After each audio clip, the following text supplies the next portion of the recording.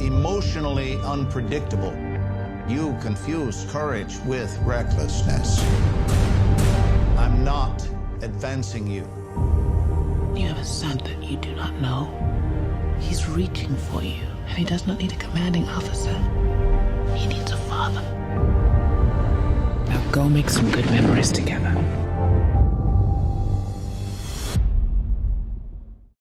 Hello, sir. It's nice to meet you. It's a pleasure. Thank you.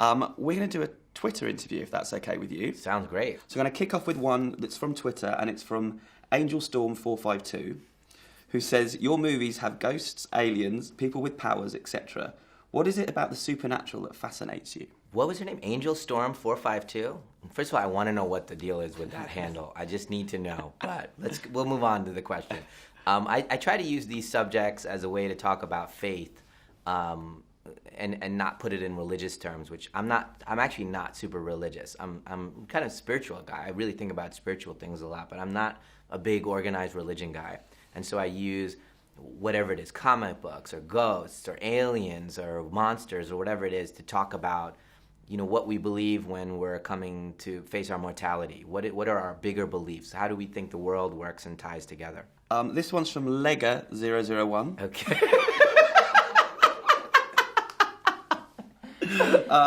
What is your favourite twist from any film? Lega001?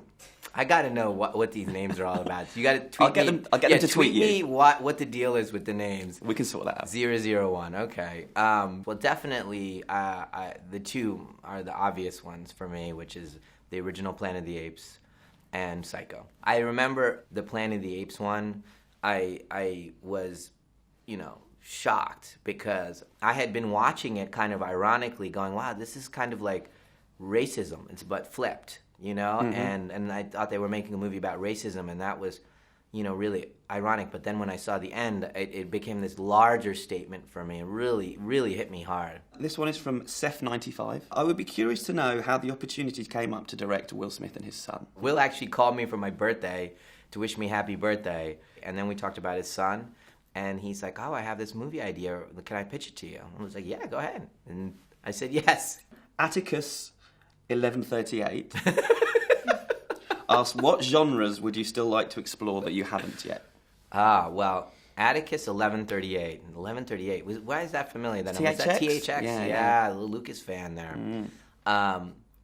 Well, I'm really interested in doing just a straight drama. Just doing a drama with not letting myself have the safety of the supernatural or anything to go to. I want to just do a straight, quirky drama. That would be my thing. I also want to make a romance, like a straight romance. Do you know what's next for you, or?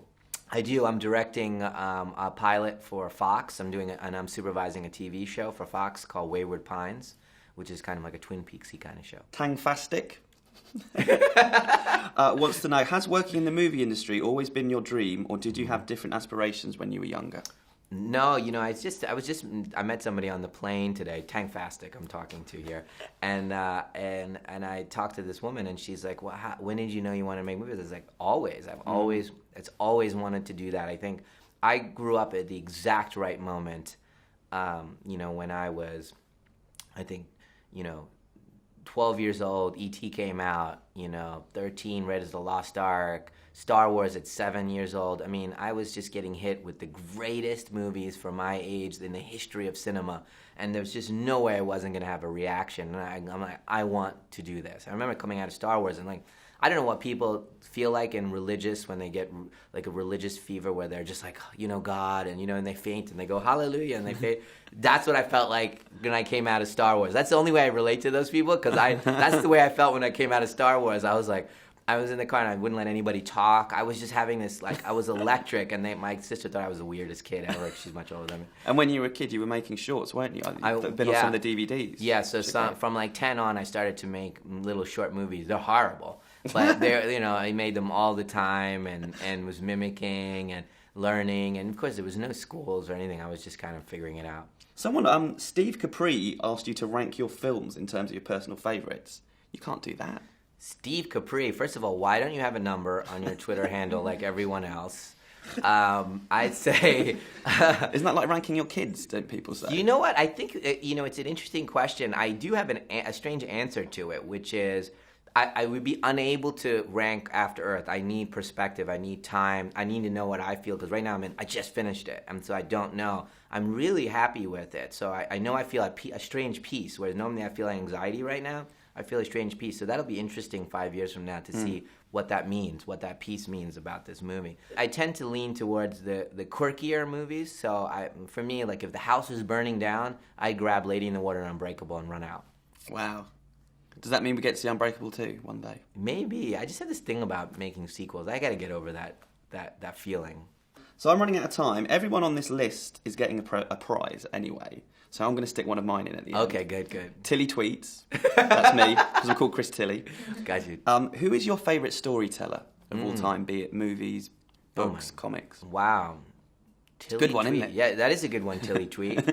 That is a great one. Well, my heroes are Agatha Christie, as a writer. As a movie maker, there's like four gods to me. There's Hitchcock and Kubrick and Kurosawa and Satyajit Ray, who's an Indian director.